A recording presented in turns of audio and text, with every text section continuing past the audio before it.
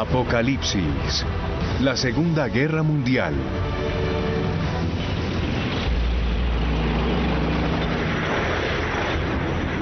Primera parte. El ataque.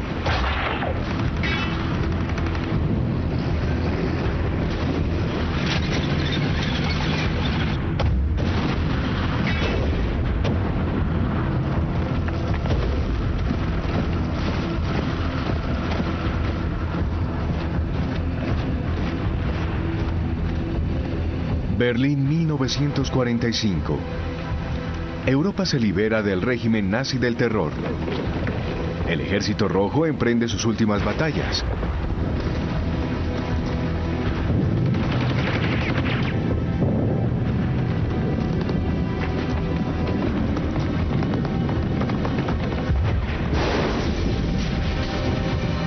Capitán Joseph Proudhov, oficial ruso.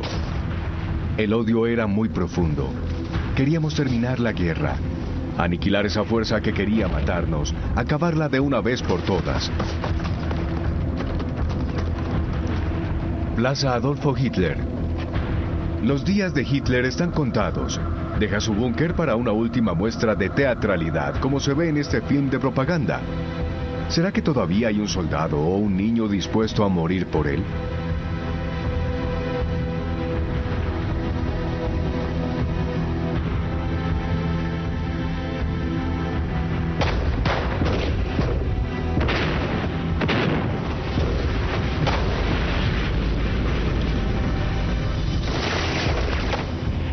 La guerra dejó unos 50 millones de muertos, la mayoría civiles inocentes.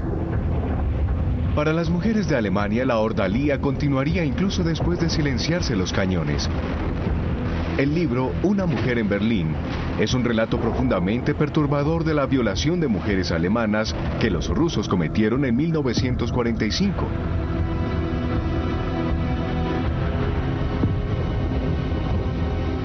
Me sujetan y me derriban al suelo. Mi cabeza queda sobre los escalones. Veo a uno de los soldados vigilando mientras el otro rasga mi ropa interior y abusa brutalmente de mí.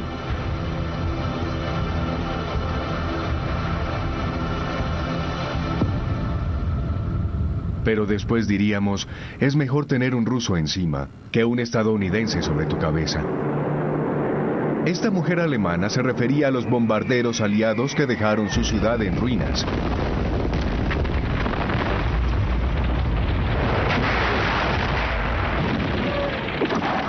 La Kurfürstendamm, la avenida más popular de Berlín. 13 años antes, era la vitrina de Alemania, una nación afectada todavía por las crisis. Un monumento que honra a los millones de víctimas de la Primera Guerra Mundial.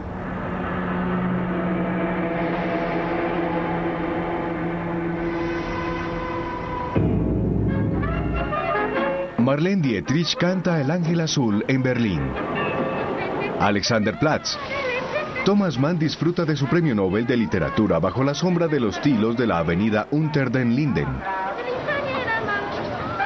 Berlín es un importante centro cultural en Europa. Es una de las ciudades más desinhibidas y liberales del mundo.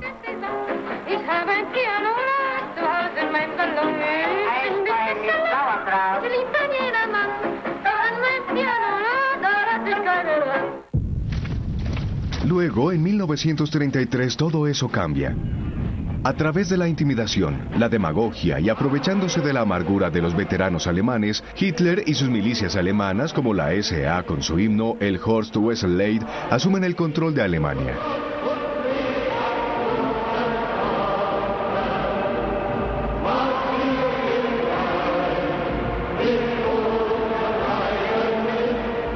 Los nazis se aprovechan del hecho de que la izquierda alemana está dividida e incluso parece que Hitler, con su puño levantado, el saludo revolucionario, quiere congraciarse con ellos. Los comunistas alemanes reciben sus órdenes de Moscú, que ve a los socialdemócratas como el verdadero enemigo. Ninguna alianza es posible entre ellos. Y por última vez los comunistas alemanes cantan la Internacional.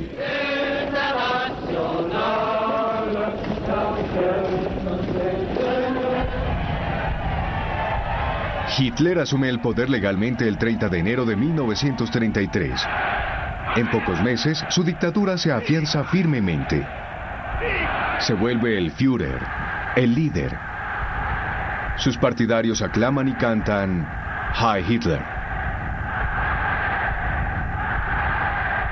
Sin embargo, no todos los alemanes están completamente convencidos y una y otra vez Hitler insiste en sus simplistas consignas nacionalistas.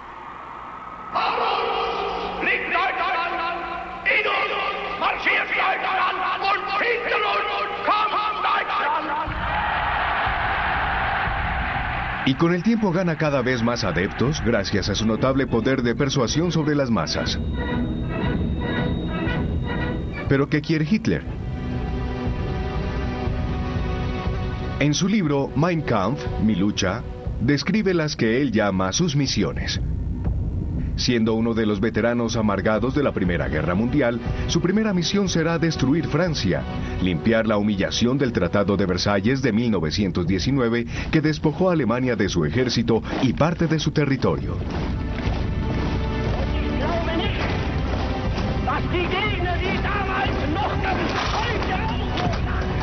Después, quiere conquistar lo que él llama Lebensraum, el espacio vital. En ese momento Alemania tiene una población de 80 millones, el doble de la de Francia. Quiere convertir a Alemania en la potencia mundial que merece ser.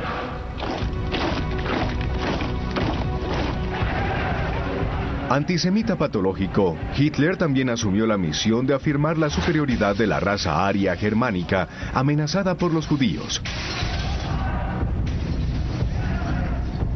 Para él, los semitas fueron la causa de la Gran Guerra, la derrota de Alemania, la inflación, el desempleo.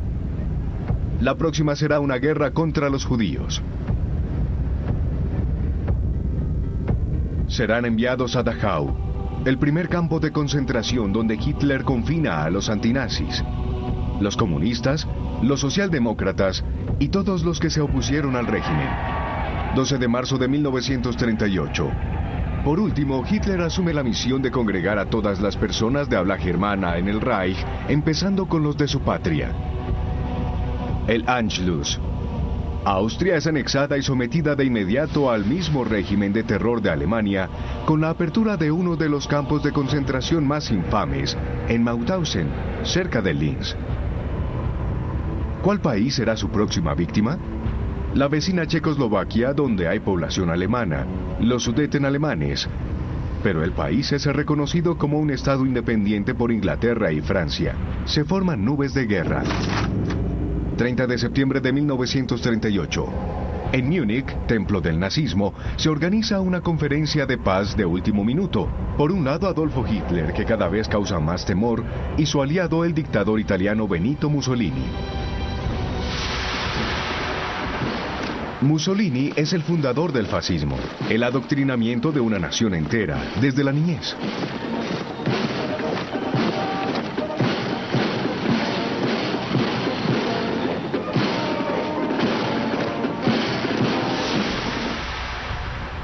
Por el otro lado, las democracias occidentales, victoriosas pero exhaustas por la Gran Guerra. Neville Chamberlain, el primer ministro británico conservador, y el primer ministro francés Édouard Daladier, radical socialista, quieren salvar la paz.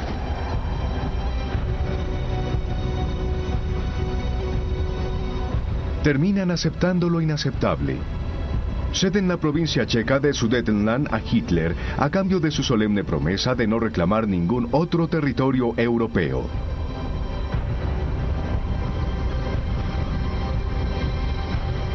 ¿Pero es fiable la promesa de Hitler? Apenas 6 meses después invade el resto de Checoslovaquia y entra a Praga acompañado por el mariscal Hermann Göring.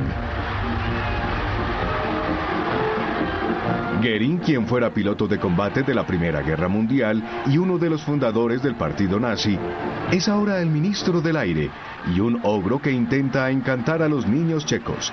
Hitler ya no necesita la excusa de reunir a las personas de habla germana. La poderosa industria checa trabajará para él. ¿Por qué no sacar ventaja de ella? Los aliados le permiten salirse con la suya. Moscú 1939. La URSS es la última potencia vecina enemiga que le queda a Hitler. Firmó un tratado de ayuda mutua con Francia. La Unión de Repúblicas Socialistas Soviéticas es el nombre oficial de la Rusia comunista y sus repúblicas satélite. La manipulación de las masas en la Plaza Roja enmascara la dictadura de puño de hierro de Stalin, que también confinó a millones de pobres desdichados en sus campos de trabajo, los gulags.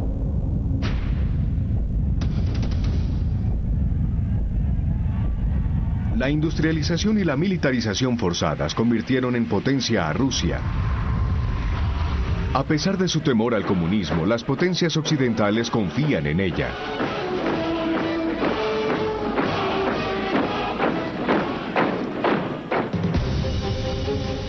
Hitler se les adelantará.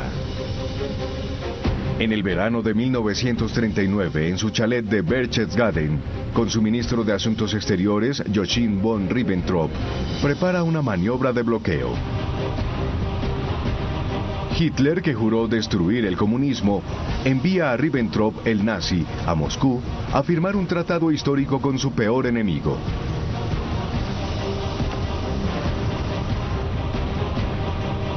Cuando Molotov, el ministro de Asuntos Exteriores de Stalin, firma el pacto germano-soviético, los comunistas quedan completamente desconcertados, como estos miembros del partido francés. Es agosto de 1939 y el pueblo francés disfruta de sus primeras vacaciones pagadas, uno de los mayores logros del Frente Popular Socialista. ¿Cuáles son las razones detrás de este pacto de no agresión? Los soviéticos contestan que Stalin quiere ganar tiempo, permitiendo que Hitler y las potencias occidentales se aniquilen entre sí. Quizás Stalin, que piensa apoderarse de los países bálticos y parte de Polonia, tiene la ilusión de poder compartir Europa con Hitler de manera permanente. En 1936 el Congreso estadounidense aprobó la ley de neutralidad para evitar ser arrastrado una vez más a una guerra europea. Así, con nada que temer de los Estados Unidos o de Rusia, Hitler decide acabar con lo que él llama la peor monstruosidad del Tratado de Versalles, el corredor de Danzig. En 1919 el territorio alemán se dividió en dos para que Polonia tuviera acceso al mar. Hitler decide lanzar su invasión a Polonia y recuperar Danzig el 1 de septiembre de 1939 a las 5:35 de la mañana.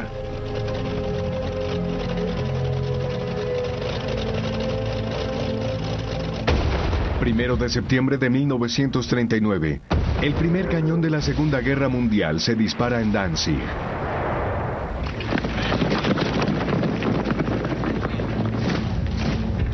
Danzig.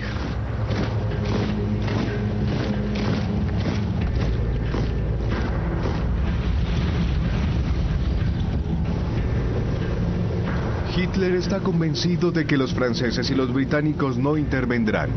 Sin embargo, los dos gobiernos se reúnen de inmediato y le envían un ultimátum exigiéndole que cese toda acción militar contra Polonia. Hitler declara: nuestros enemigos son unos pequeños gusanos, y agrega: ¿quién quiere hundirse en una guerra mundial por Danzig? El 3 de septiembre de 1939 a las 11 de la mañana, el embajador de Gran Bretaña en Berlín entrega una declaración de guerra. A las 5 de la tarde, Francia le declara la guerra a Alemania. Hitler apenas puede creerlo. Los generales alemanes se encuentran frente al peor de los escenarios: guerra en los dos frentes, pero la suerte está echada. Hitler lanza las Wehrmacht, las fuerzas armadas de la Alemania nazi, contra Polonia.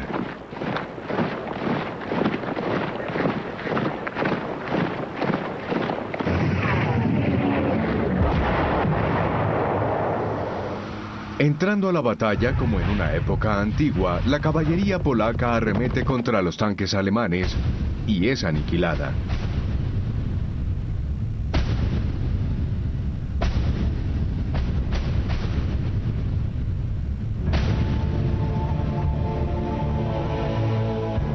Francia, 3 de septiembre de 1939. París, estación del tren Gare de l'Est. Muchos de estos hombres partieron hace 25 años de estas mismas plataformas con sentimientos completamente diferentes. En agosto de 1914 marcharon a la guerra con el ánimo en alto y flores en sus rifles. Pero esta vez no hay flores ni rifles.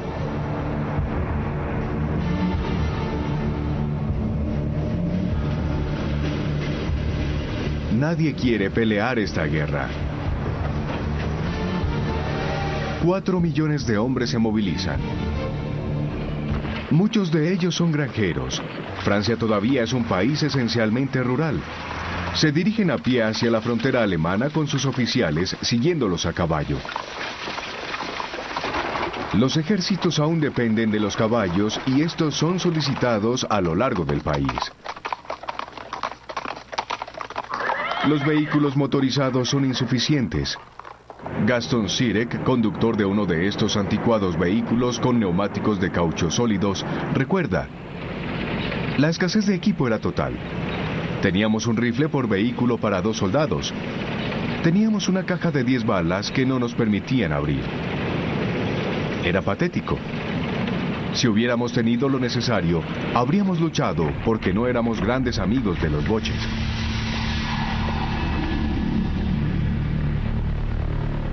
Boches era un término peyorativo para los soldados alemanes durante la guerra anterior.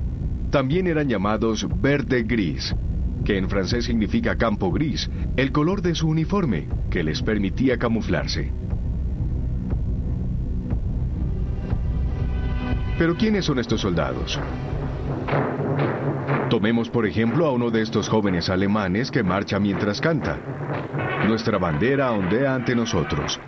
Nuestra bandera es una nueva era. Nuestra bandera es más fuerte que la muerte.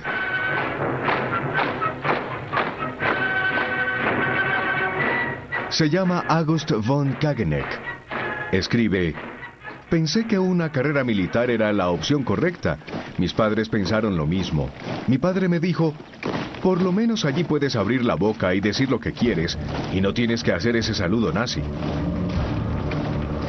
En septiembre de 1939, August von Kageneck aún está entrenando para hacerse comandante de tanque. Escribe: mi padre, que fue general, me decía: los franceses tienen 40 divisiones en la frontera, nosotros tenemos 15, el resto está en Polonia. 500.000 hombres contra 200.000 nos doblan en cantidad.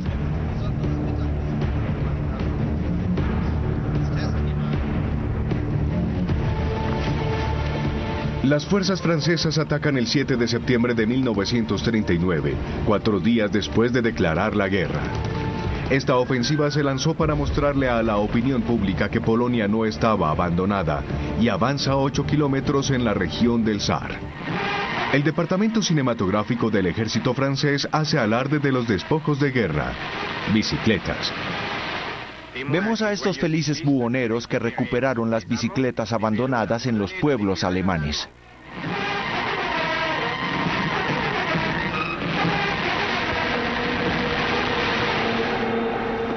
La ofensiva en Saar cesa y ocasiona una serie de escaramuzas.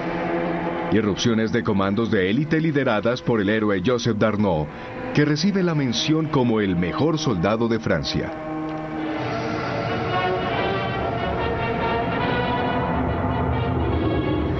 Después se convertiría en uno de los colaboradores más acérrimos de los alemanes, y al final terminará ejecutado al concluir la guerra. El ejército francés, a pesar de sus héroes y su superioridad en número, no toma ninguna acción posterior. El general Maurice Gamelin, de 67 años, es el comandante en jefe de las fuerzas terrestres aliadas franco-británicas. Los franceses excedían en número a los británicos y creían que esta guerra no era para siempre y que terminaría pronto.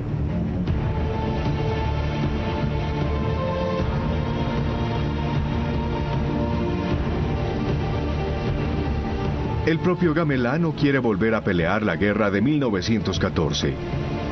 Quiere evitar otra carnicería a cualquier costo. Considera que necesita 2 años detrás de la línea Maginot para rearmar el país. La línea Maginot es el trabajo de un ministro de guerra anterior, André Maginot. Este complejo de fortificaciones se creó para detener de una vez por todas al enemigo alemán. Tomó casi 10 años construir y darle forma a 1,5 millones de metros cúbicos de concreto y 150.000 toneladas de acero. Todas estas torretas están unidas por un laberinto de túneles de 100 kilómetros de longitud. La línea se extendía a lo largo de 720 kilómetros desde la frontera suiza hasta la belga. La línea Maginot termina cerca del bosque de las Ardenas. El comando militar francés creyó que los tanques alemanes jamás podrían cruzar este terreno extremadamente áspero. Los franceses no extendieron la línea hasta el mar porque Bélgica, antes de declarar su neutralidad, era aliado de Francia y se opuso. Esta parte norte del frente está controlada por un ejército francés y las fuerzas expedicionarias británicas. Después es reforzada por los canadienses y tropas del extenso imperio británico.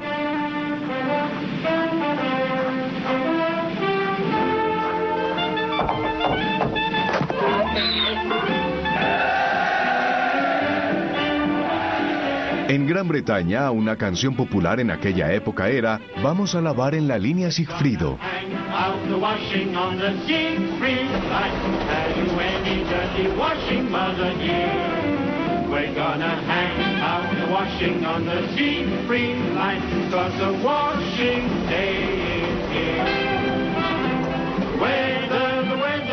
La línea Sigfrido es el cordón de fortificaciones construido por Hitler y contrapuesto a la línea Maginot. Los alemanes no atacan, siguen intentando evitar un segundo frente. No obstante, los franceses toman algunas precauciones. Evacúan a los pobladores de Alsacia y Lorena a las regiones de Périgord y Charente en el sudoeste. Estrasburgo, una ciudad fantasma. Abandonada por su población, despojada de su espíritu, sobre todo el de las sinagogas.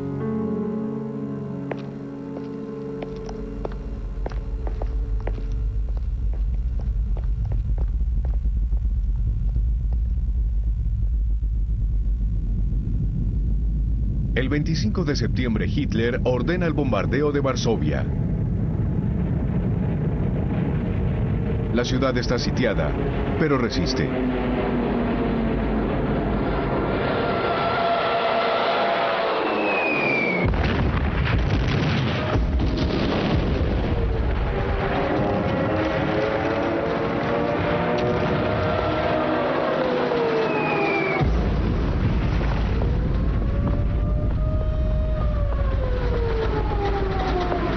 El Führer quiere sembrar el terror en los corazones y mentes no solo de los polacos, sino también de los franceses y británicos.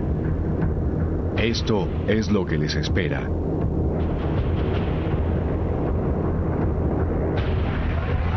El mundo está horrorizado. En Nueva York, el bombardeo de Varsovia se anuncia en Times Square y en las portadas de los periódicos. Franklin Roosevelt, el presidente de los Estados Unidos, se dirige a la nación.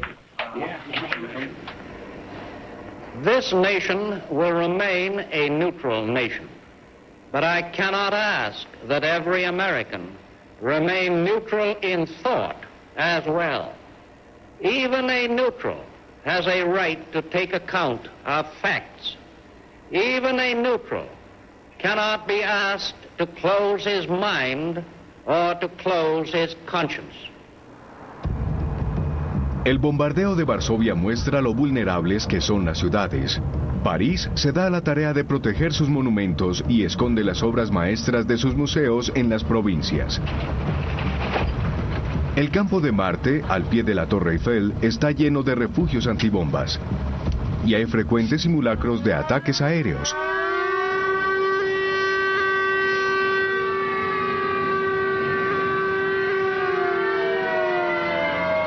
Las máscaras antiguas son obligatorias.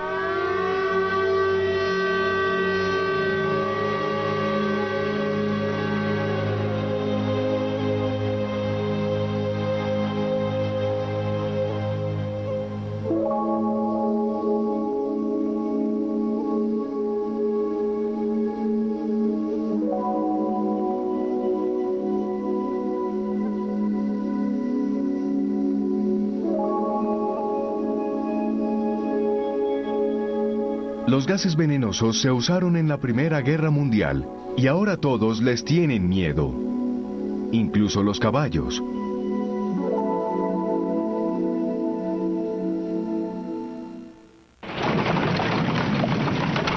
Entretanto, Polonia es sometida cruelmente.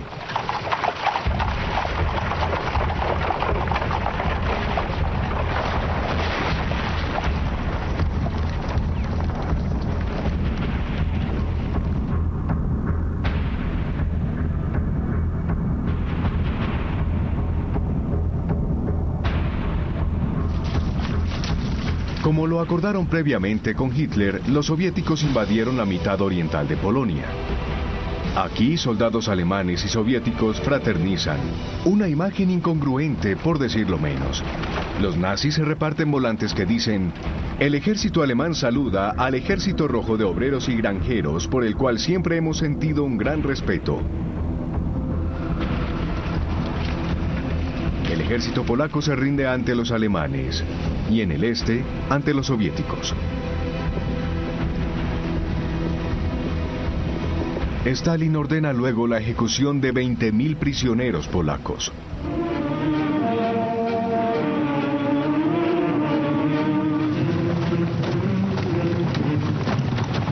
Quiere eliminar la élite de este país que piensa anexarse. 4.500 oficiales polacos son asesinados de un disparo en la cabeza en el bosque de Katyn, cerca de Smolensk, en Rusia. 2 años después, en el Kremlin, Stalin se reúne con el jefe de gobierno polaco en exilio, el general Sikorski, quien le entrega una lista de oficiales polacos desaparecidos.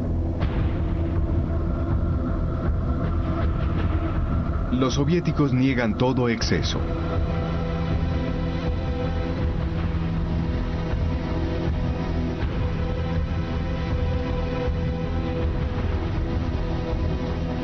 En 1992, el presidente de la Rusia post-soviética, Boris Yeltsin, le presentará al presidente polaco, Lech Walesa, la orden original de ejecución firmada por el propio Stalin.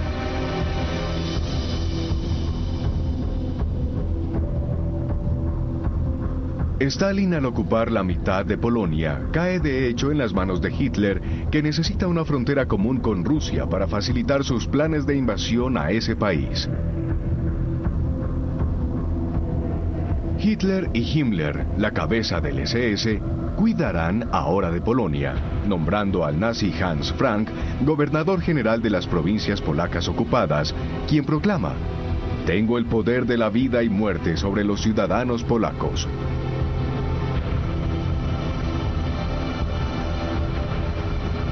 Después de la guerra será juzgado en Nuremberg y colgado por crímenes contra la humanidad.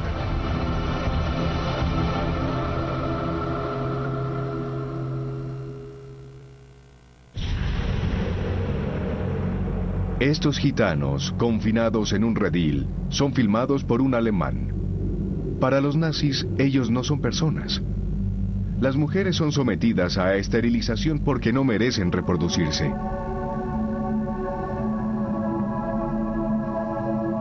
Los nazis declaran la temporada de caza de gitanos. Cientos de miles serán internados en campos de concentración.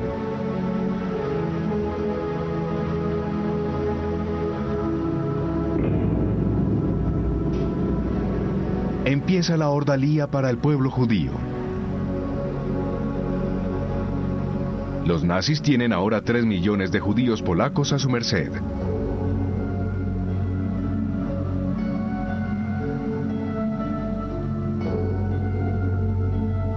Hitler todavía no está seguro de qué hacer con ellos. Mientras la guerra salga bien para él, considera deportarlos al este o incluso enviarlos a Madagascar. Solo cuando el resultado de la guerra se hace incierto, Hitler y sus cómplices desatan un frenesí de odio y muerte. La solución final.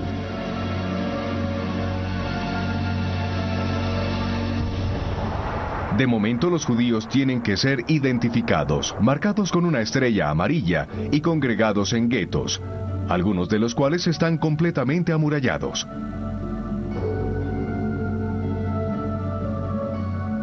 Del diario de una de estas almas infortunadas. Es desconsolador ver las escenas vergonzosas de violencia que ocurren frente a nuestros ojos. Las mujeres y los ancianos son golpeados en las calles por ladronzuelos. Los ojos se me llenan de lágrimas. Toda nuestra impotencia, nuestro aislamiento, están allí al descubierto donde nadie asume nuestra defensa. Somos muy débiles.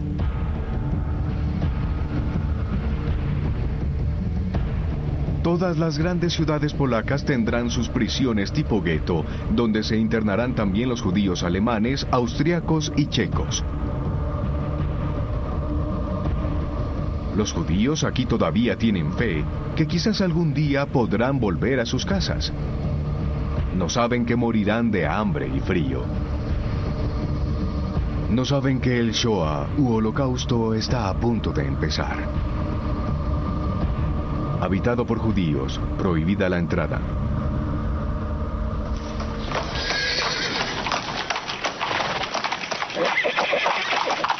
Varsovia está en ruinas. Hitler llega para ser filmado por un equipo de propaganda del Reich.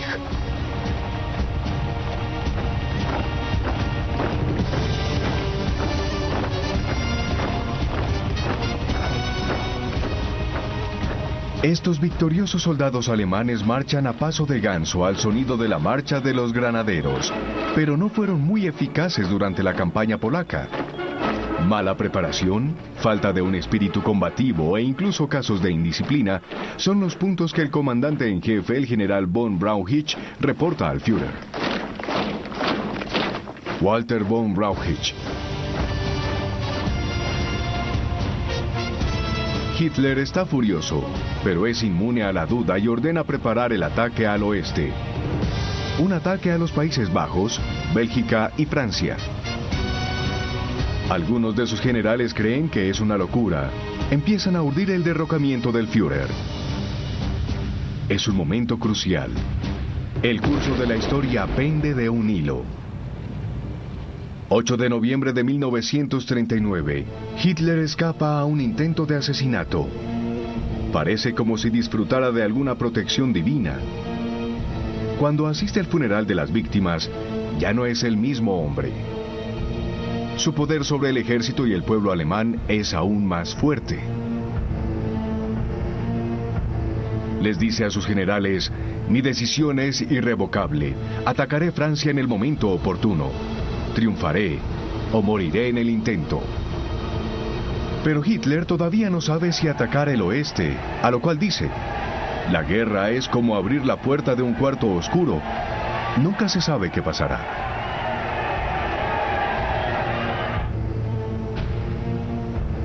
Finalmente pospone la orden de ataque y regresa a su chalet en los Alpes para reunirse con su amante Eva Braun.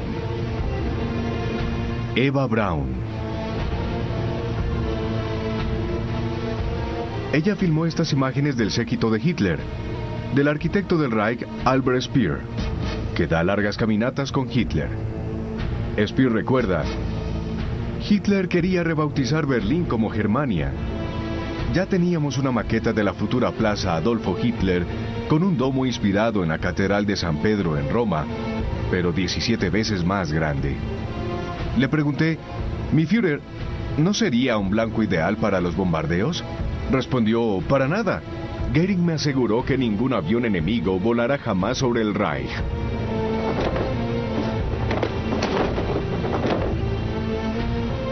Desde su cuartel, el futuro oficial alemán August von Kageneck le escribe a su madre: estamos ansiosos por luchar, estamos listos para la batalla.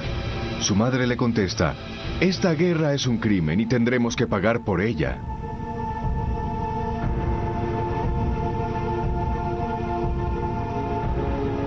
La guerra entra en una nueva y extraña fase. Los alemanes la llaman la Sitzkrieg, la guerra boba. Los británicos la llaman la guerra falsa. Y para los franceses es la drôle de guerre, la guerra de broma.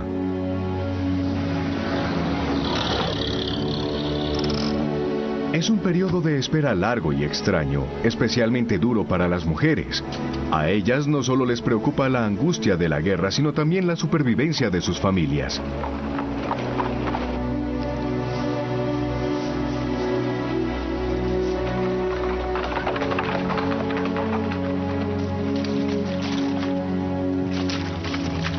Como en la última guerra, los soldados se atrincheran e intentan pasarla lo mejor posible.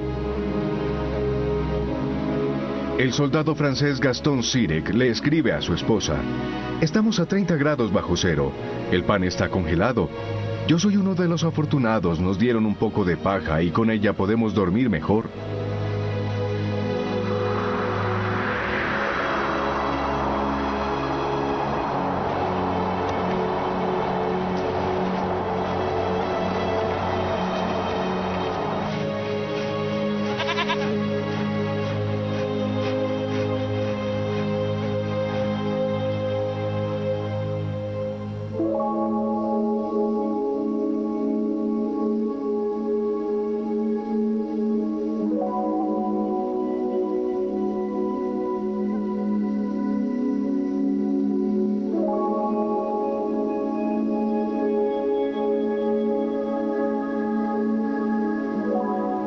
Josephine Baker.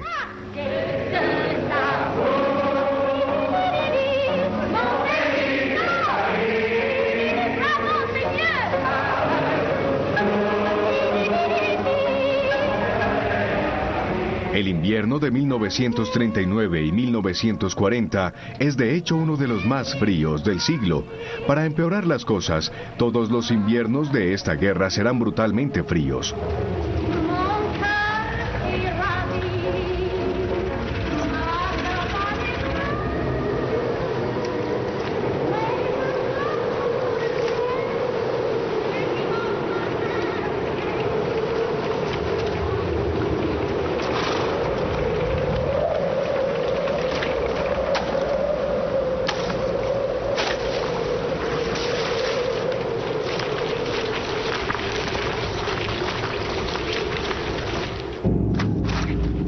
El comandante en jefe, el general Gamelin, espera que los alemanes ataquen a través de Bélgica y marchen hacia París por esta llanura abierta como en 1914. Gamelin planea enfrentarse a los alemanes en tierra belga. En Francia, el coronel de Gaulle, un oficial de tanque que empieza a hacerse conocer, critica esta estrategia. La llama mentalidad de la línea Maginot, que consiste en esperar que la otra parte haga un movimiento. En su libro, Hacia un ejército profesional, habla a favor de tomar la ofensiva mediante el uso masivo de tanques. Francia produce 300 tanques al mes, pero son replegados en todas las secciones para apoyar la infantería.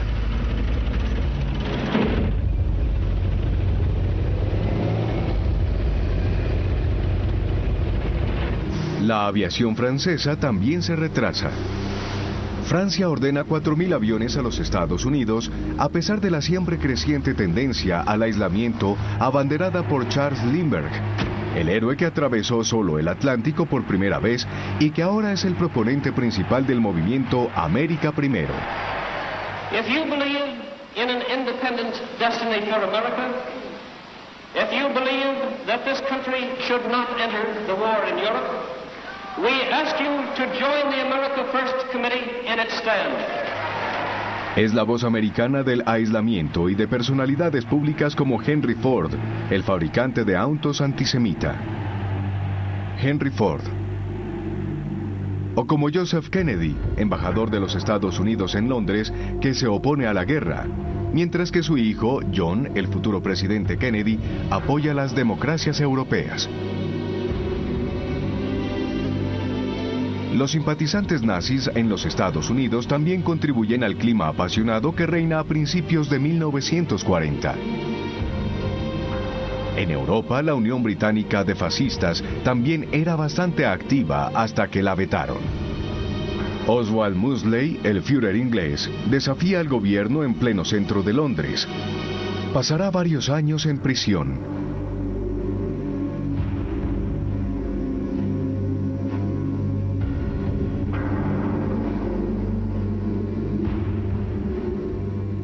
Sus discursos incitan a la gente a salir a las calles y detener la guerra. Pero Winston Churchill tomó las riendas del gobierno británico. Aquí lo vemos con el general francés Gamelin y el almirante Darlan en visita oficial a Londres. Una unidad expedicionaria franco-británica se forma para ayudar a Finlandia, invadida por la Unión Soviética. Francia se prepara para enviar a sus soldados de élite, la Legión Extranjera Francesa.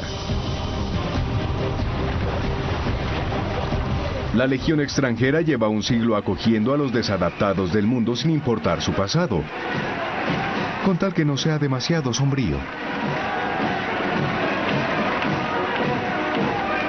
Su cuartel general en Sidi Bel Abbes, en Argelia, acoge a un gran número de republicanos españoles que huyeron de su país después de la victoria fascista de Franco. Ahora están ansiosos por combatir a los nazis que apoyaron a Franco. Todos harán el largo viaje a Francia.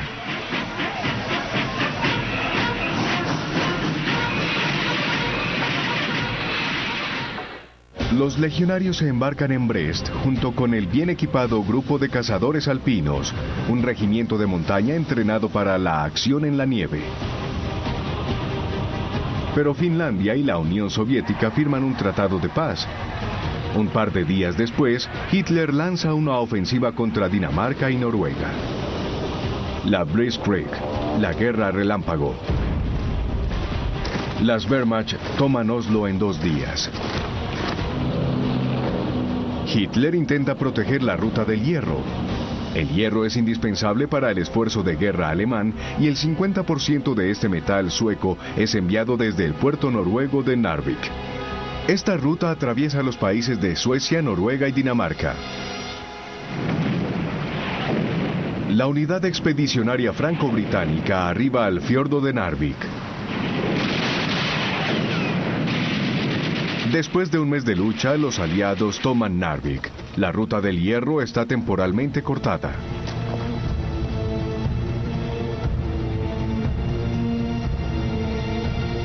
Esta victoria es buena para la moral francesa y da crédito a su lema, ganaremos porque somos los más fuertes. Pero las unidades expedicionarias tendrán que abandonar Narvik y durante el resto de la guerra, un cargamento tras otro de hierro sueco alimentará la máquina de guerra alemana. Los franceses regresan a casa, porque los alemanes acaban de lanzar su ofensiva en el oeste. 9 de mayo de 1940, Hitler abandona Berlín en su tren privado, cuyo nombre en código es América, y va hacia el oeste hasta el nuevo cuartel general cerca de la frontera francesa. Hitler anuncia, señores, la ofensiva acaba de empezar.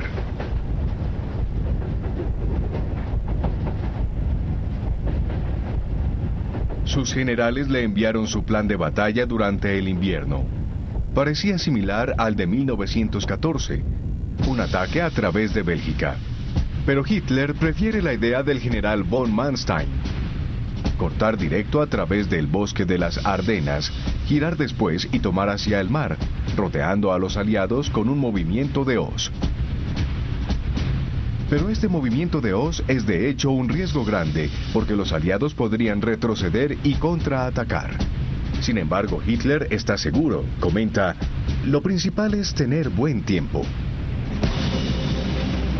10 de mayo de 1940. El teniente August von Kageneck dice, somos las Wehrmacht, las Fuerzas Armadas de la Alemania Mayor. La victoria es segura.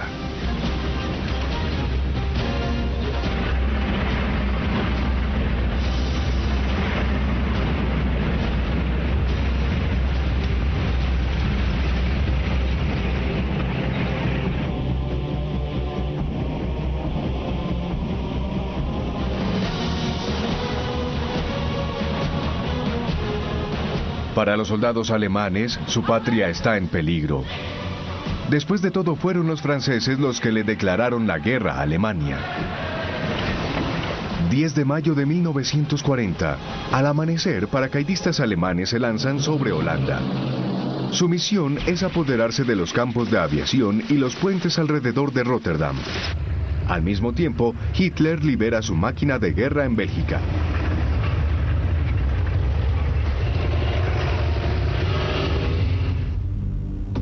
Hitler espera. ¿Caerán los aliados en la trampa? Apocalipsis, la Segunda Guerra Mundial. Próximo episodio, derrota aplastante.